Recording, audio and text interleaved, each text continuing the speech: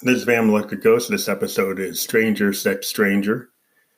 And Peg gets into sensuality and sound. Now, Peg stands for Van Electric Ghost, and we've been playing music since we were 17 years old. We started as the Ghost back in 2008 with the purchase of a Juno GI polysynth. And then later, when we get to like 2010, we get our JDXI. We don't see until like around 2016. Well, we probably got the JDXI by 2015. Then 2016, we started to experiment with vocals and vocoders, and the vocoder within the JDXI created Josephine Electric, who is the fictional lead singer of the band. Created through the vocoder originally, and the Roland JDXI hybrid analog digital synth, and it was using my voice going into it in real time against a soprano mode setting that I found, and I decided that I liked that voice more than doing like a traditional vocoder voice. I spent a lot of time with pitch altering vocoding rather than just auto-tune type vocoding. And so I tried to actually create a character, and we did with Josephine Electric. So the next step in this evolution was to get outside of the ready-made synths like the JDXI and the Juno and get into modular synthesis. So modular synthesis allows you to kind of create a synthesizer from scratch. So we got into the Eurorack solution from Arturia, the 6U. We first bought a semi-modular synth. Was our first dive into that was the Moog Mother 32. And then the next dive into it was the Roland System 1M. Two different machines. Analog is the whole purpose of the Moog. But the System 1M is an actual is analog behavioral modeling. So it's a digital synth that behaves like the way modern FGPA synths operate. They can mimic analog behavior, and it is seen in the System 1, System 1M, and the System 8. And Roland seems to have gotten away from that technology, except in their boutiques. They still have it, but they've gone with the Zencore. The System 1M can do a really amazing everything. If you use it for a lot of sound design for atmospheric stuff, it can do very interesting soundscape, sound painting type of things. It can do really awesome kicks and percussion. It can do pretty much any kind of synthesis you want. It's a 2 oscillator synth with sub oscillators and 2600 like slider envelope control. So we do a lot of sound manipulation with that. And then our latest acquisition is the Grandmother, which is an awesome synth. We use a real spring reverb to great effect. When you're doing leads, it's very inviting. It creates a really gritty space kind of echo sound that is very enticing. And when you're doing pitch bending with the pitch bend wheel, I find that the spring reverb gives you a really good platform. It makes you sound more like a guitar. And one of the things I've always talked about is I'm a frustrated guitar player that became a keyboard player, and I've always tried to get my synths to sound like guitars. If you listen to my catalog, you can hear it with my manipulation of the Juno GI and its guitar capabilities, kind of supernatural guitars that Roland was able to create. And also their PCM sample-based guitar systems within those synths. They're very good at doing that, and I've taken full advantage of it. A lot of people say, well, why would you use a keyboard? But if you don't have any other guitar player around and you dive into it, there's a lot of cool stuff you can do. And I think, all synthesis try to replicate other instruments, from strings to horns to basses to drums is what we do. So replicating a guitar is not a cardinal sin. One of the songs we have here is Stranger Sex Stranger is interesting. Song. It was just a kind of a piano exercise, just playing around. We like to record everything like the old school 1970s, 80s recording method is like, put the recorder on, and we use the Zoom R24, and we put down an interesting rhythmic pattern on the sequencer on the grandmother. And then we actually did another pattern on our Arturia Mini Brute, our Arturia Beatstep Pro, and then have this piano line going through the song. And it's just, Josephine kind of a cautionary tale of what happens if you dive into indiscriminate, just playing by the numbers, sex with someone you don't know. It's kind of a cautionary tale about that and what can happen physically and mentally to you. And then the kind of dominatrix, sadomasochist, fetish, bondage, groove type of song is "By My Hands They Did Come," is Josephine, showing she's an alpha dominant mistress of the night. It's pretty much explanatory. It's a sex focused song. She is deep into coitus and orgasms, and she goes there whether you like it or not. And then the other two songs we have here are instrumentals, which we started as the Ghost. Before we were the Ghost, we had a SoundCloud where we had nothing but instrumental exercises on our Juno. And later we integrated the Beatstep Pro with its sequencing. And the Beatstep Pro is a great non-DAW way of creating songs. And we, initially used it before it had the ability to do to actually have chain patterns.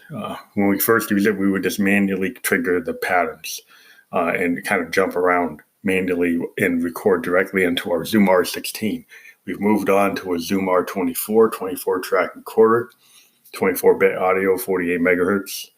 Now, what we did, since they had the chain patterns, we've used the chain pattern capability, plus we've used a combination of rhythmic capabilities between the System 1M, being able to do interesting LFO kicks and kind of analog-style kick drums and manipulation of sound, to our Moog DFAM, which we love the DFAM. And one of the cool things we learned on the DFAM is we have, like a Eurorec, we have our Make Noise Maths module.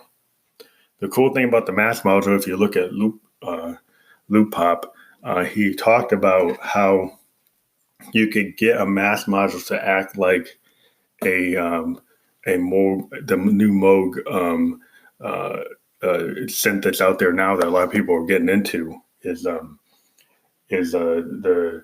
and now I can't remember the name of it, but it's the subharmonicon, which was like a Moog has this habit of having these custom synths that they debut at the Moog Fest. And we didn't have a Moog Fest this year, not because of Corona, just Moog decided not to do it. But a couple of years ago, maybe 2 years ago, at one of the Moog Fest, they came up with this thing called the subharmonicon. Now, people remember the grandmother, not the grandmother, but the DFAM was a kit, and people loved it so much they made it, maybe a year after they debuted it. But the subharmonicon came out, and I really loved it. I thought the idea of it is very advanced type of synthesis. It's not your first synth. It's like once you have an established set of rigs, and you already have a polyphonic sense and monophonic or Eurorax, it's a tool, it's a sequencer, but it's a synth. So it's kind of like the Zero Control. It has a lot of capabilities to fool around with timing. And its whole purpose is timing. And so it's able to do multiple lines of sequence. Even though it only has 2 4-track sequencers, the sequencers can be manipulated and rerouted all over the synth to extend your time, kind of like the way a Maths module can do very, very slow LFOs and can do very interesting manipulation of time. And like I said, Loop Pop's talked about how you can get a Maths module to replicate the kind of behavior of a subharmonicon. And since we don't have the subharmonicon, and now it's been released, and we're kind of down on funds right now. We're out of work and on the government dime, working at home on our music. we can't really get one until we get back to a regular gig. So we were playing with our math module and seeing, well, how can we get the slow LFO capabilities or the multiple LFO capabilities of the math module to get our drum beat off the DFAM to behave in a different way. And so the song Take a Load Off Your Soul and Reckless Indiscretions and the funk and Stranger, Sex Stranger by my hands, they did come. All these have the ability, the new ability that we dived into that that you can use a math module to manipulate the DFAM and make it not just do predictable timing. You can slow and speed the timing up within the sequencer as it goes to different beats. It can go into a routing and actually go faster or slower, which we play with a lot in these songs. And it's a cool thing that you can extend. Maybe we'll do a tutorial on what we did. It's a cool way of getting your DFAM to behave in a different way. Now, it's not as predictable as the kind of robotic industrial beats that DFAMs can do. And a lot of times people that have DFAMs have multiple. They might get a 3-tiered rack from Moog and do 3 DFAMs. You can do as many as you want because each one can be tuned to do different things. It's a kind of expensive way of building a crazy drum machine because they're $600 each or more. But what's cool, and we're kind of diverging into the Hawaii subharmonicon, is it's a brilliant machine. And like I said, it's not the kind of machine you get synth you get as your first synth. Though if you're very experimental, maybe you would, because one of my things that I would do with the DFAM, I would get the new KeyStep Pro and link it to this synth because it's a 6 oscillator synth. And if you hook it up through CV to a keyboard like the KeyStep Pro, you can get all 6 oscillators to come out. And that's probably the least expensive way to get 6 oscillators on a Moog. Because you get 4 on a matriarch with a paraphonic, but you get a big paraphonic sound for not as much money if you had those 2 devices, and you could do a lot of cool things. And since we already have a DFAM, we have a grandmother, we have a Mother 32. This will be like the 4th, and this is the 5th in the series, so we don't have the matriarch. But we're happy that they continued the series. We wondered after the DFAM if they were going to continue. They had actually come out with a vocoder last year at the last Moog Fest, but that one didn't come out. But maybe there's hope. There's still there's the vocoder that didn't come out, and then there's also a thing called A Brother from Another Mother that never came out, the BFAM. So those 2 are still not released, and I don't think there was any other ones besides those. But it's just interesting. Anything from Moog is worth getting because the nature of these machines, they talk to each other. And I saw Mylar Melodies had a really good example of having a 3-tiered Moog system that had a subharmonicon, a DFAM, and a Mother 32, and it's pretty much a groove machine. It's like Moog's Buchla machine, and it gives you a lot of capabilities. It doesn't have the nature of what Make Noise does with their touch plates, so it's not fully like doing what you would call additive or West Coast synthesis. It's still like primarily a subtractor synth machine, but it's a really awesome groove machine because you take the nature of the Mother 32, gives you a full digital 32-step sequencer. The the DFAM's an 8-step analog sequencer, and then you've got this unique time-shifting subharmonicon sequencer, and then 6 oscillators. If you look at that whole rig, you have 6 oscillators off the subharmonicon, 1 oscillator off the Mother 32, so it can kind of feign up to 3, and then 2 oscillators on the DFAM. So you have a pretty amazing machine. It's got 6, 2, 1. That's 9 oscillator machine, which is pretty impressive. And so I was cut off a little bit. What I was talking about is the ability of to use the subharmonicon kind of as a time shifting groove machine in combination with the DFAM and the Mother 32. You have an awesome machine. And if you actually combine it again with the grandmother, then you have 256 note sequencer and spring reverb and all the goodness there. And then if you put it with a matriarch, you have a really cool system.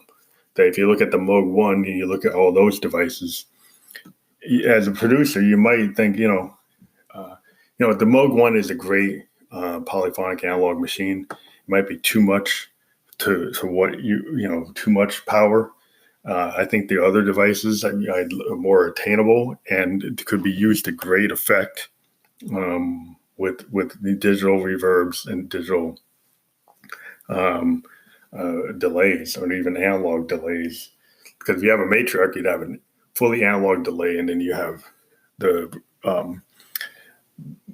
spring reverb on the grandmother. You've got some really cool analog effects that don't behave like digital effects, and so you can use those to great effect as a producer and musician. And there's a lot of cool stuff you can do with these machines. So you don't necessarily have to spend the almost $8,000 you'd have to spend to get something like the Moog 1. Not that that's like an aspirational instrument, like a Prophet X or any of the great big synths that are out there. So I would probably lean toward getting this as my next purchase. I really want a KeyStep Pro. I do have the BeatStep Pro. I think the really sweet spot combination, as I said, is a KeyStep Pro and this subharmonicon. It would be a really cool thing to go and have it be the central control. I would probably, if I was going to do a gig and I wanted to have a light footprint and just do modular synthesis, I could take a KeyStep Pro with my grandmother and my Arturia 6U solution that has the Mother 32, my Make Noise Morphogene, Make Noise Math module, and then this subharmonicon, and then I probably have my MX1 performance mixer. And normally I probably have my big Roland, which I like to have, but if I was going to stick to this kind of modular based performance, I would maybe leave the Roland out. And if I did want to bring a Roland, I might get the Axe Edge as a kind of studio prompt tool. So that's pretty cool to be able to set up a rig like that. And compared to folks that use like a CDJ or using an Akai MPC with like soft synths, one thing I would say that the performance that you get using these Moogs is that I can have a general plan of how I'm gonna do things, but my Moog always gives me inspiration. I always say that my synths are the members of my band, and you can say I have a lot of members of my band with all these synths, and that's the way I look at it, because they are almost like living things. Moog said multiple times that he felt he was keying into something that was bigger than him when he built these machines. He was keying into some kind of musical consciousness. And every time I play my Moogs or play my electronic gear from my Arturia or my Make Noise or my Teenage Engineering OPZ or my Rolands, I feel I'm tapping into something. And I've never really lacked for inspiration from a sound aspect. And we've always kind of taken the idea of politics and sex and experimentation in our music. That is what we do.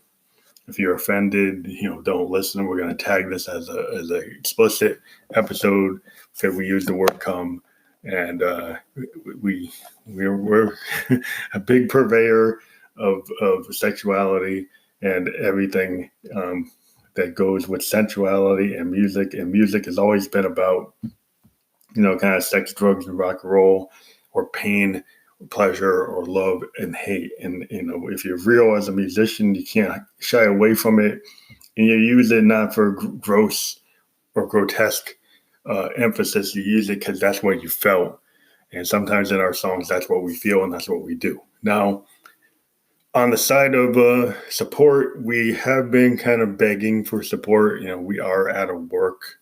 We are a cancer survivor that's living off the government right now.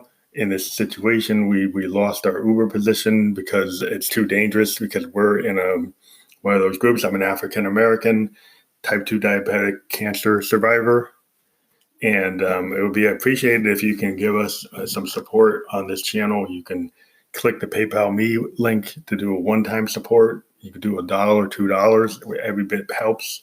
If we had 23,000 listeners, everybody gave us $1, we'd be doing pretty good.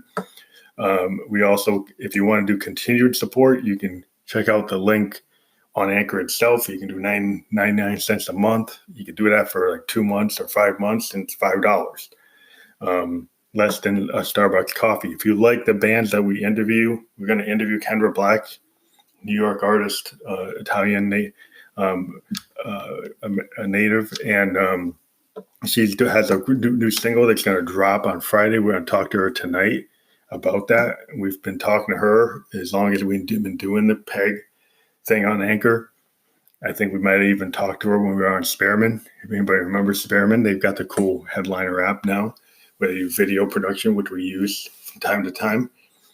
So, like, again, we talked to indie artists around the world. We talked to an artist yesterday from London, going to Leeds University Music School, and we like that conversation. If you are a band and you like our interviews, get in touch with us. But also, if you like what we're doing, tell your fans about it.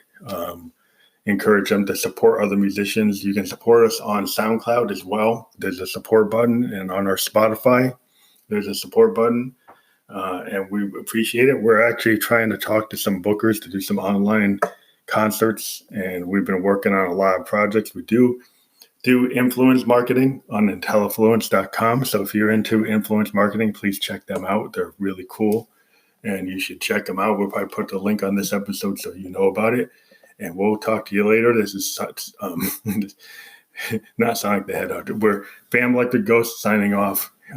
Keep on doing what you do as a musician, and you will bear fruit if you believe in yourself. Thank you very much.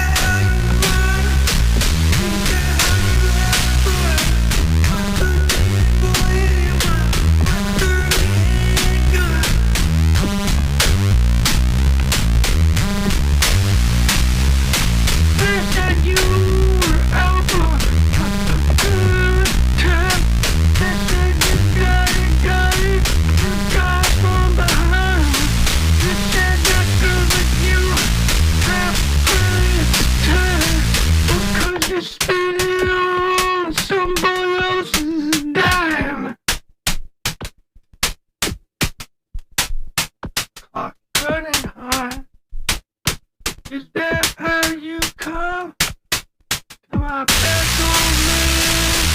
Asking for his third-hand gun.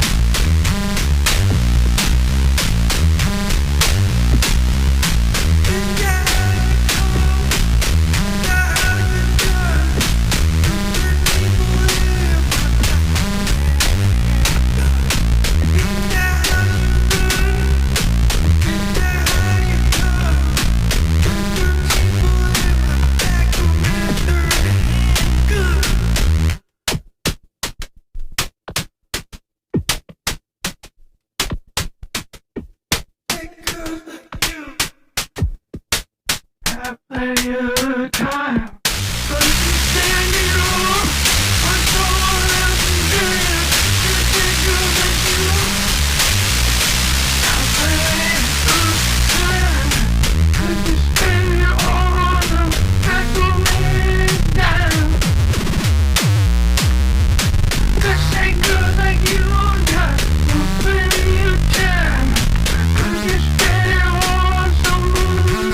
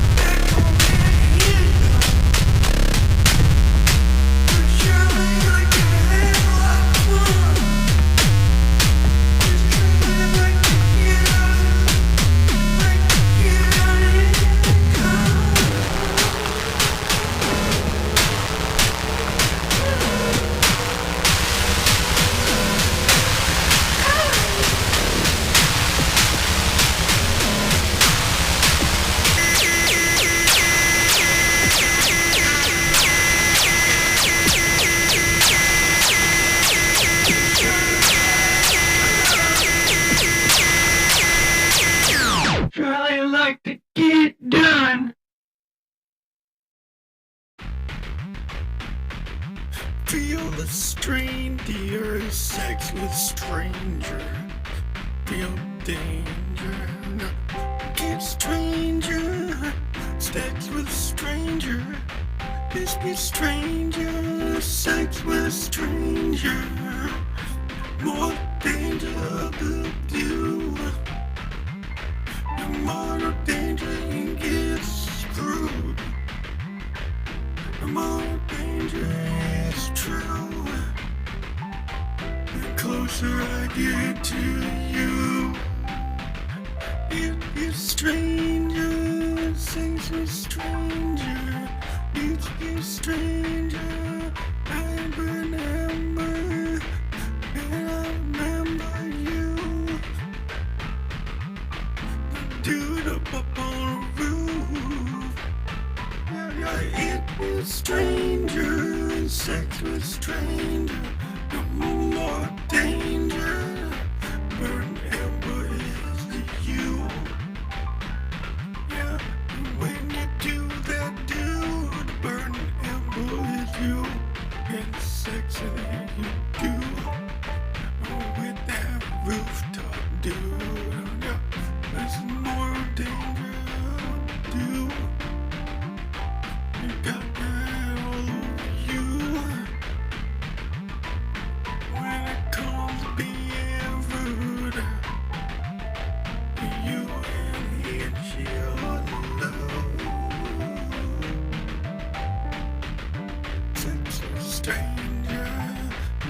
stranger, and that danger is you. The sensual stranger.